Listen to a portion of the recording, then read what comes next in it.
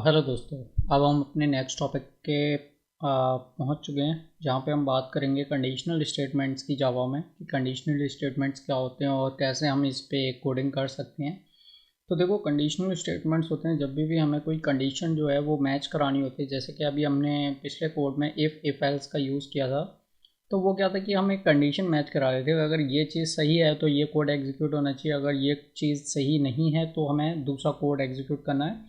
तो उसी तरीके से हम लोग क्या है कि आज हम लोग 3 कंडीशन पढ़ेंगे, जिसका नाम है इफ़ एल्स इफ़। ठीक है। तो स्विच जो है वो सेपरेट, हम एक सेपरेट वीडियो में पढ़ेंगे। तो मैं क्विकली आपको अपने कोड पे ले जाता हूँ सबसे पहले तो।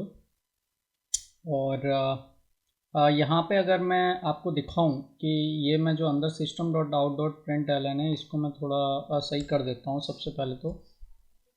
और अब यहाँ पे देखो, मैंने 3 नंबर डिफाइन कर रखे हैं, num1 num2 num3। तो अगर मैं चेक करना चाहता हूँ कि अगर num2 जो है वो बड़ा है किससे, num3 से, तो क्या होना चाहिए। अगर ये कंडीशन होती है कि num2 जो है वो num3 से बड़ा है, तो ये वाला कोड प्रिंट होना चाहिए। और इसको मैं एल्स को भी हटा दे रहा हूँ। तो मैं चेक करता हूँ यहाँ पे क्या लिखता हूँ, num2 is greater than num3। ठीक है, सॉरी num3। और इस कोड को मैं यहाँ से हटा दे रहा हूँ ताकि थोड़ा मीनिंगफुल लगे, इसलिए मैं इस फाइल को सेव कर देता हूँ। सेव करके टर्मिनल क्लियर करते हैं, क्लियर कमांड के साथ, CLEAR। उसके बाद इस फाइल को कंपाइल करते हैं, जावा सी अर्थ डॉट जावा।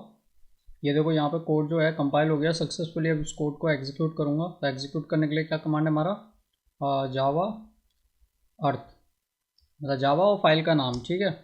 तो ये देखो यहाँ पे आउटपुट आया num2 is greater than num3, क्योंकि आप देखोगे कि num3 की वैल्यू 20 है और num2 की वैल्यू 25 है।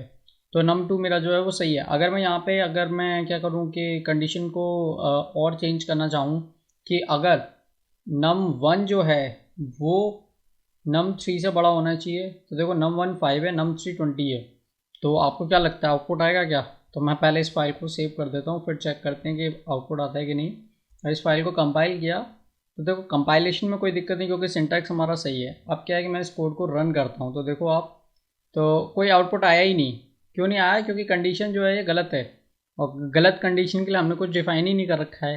तो डिफाइन नहीं कर रखा है, इसलिए क्या है कि केवल इफ़ ब्लॉक में केवल इतना ही होता है कि वो कंडीशन चेक करेगा, अगर कंडीशन सही है तो ही वो आउटपुट देगा, अदरवाइज नहीं देगा। तो इफ़ कंडीशन का तो यही होता है। ठीक है।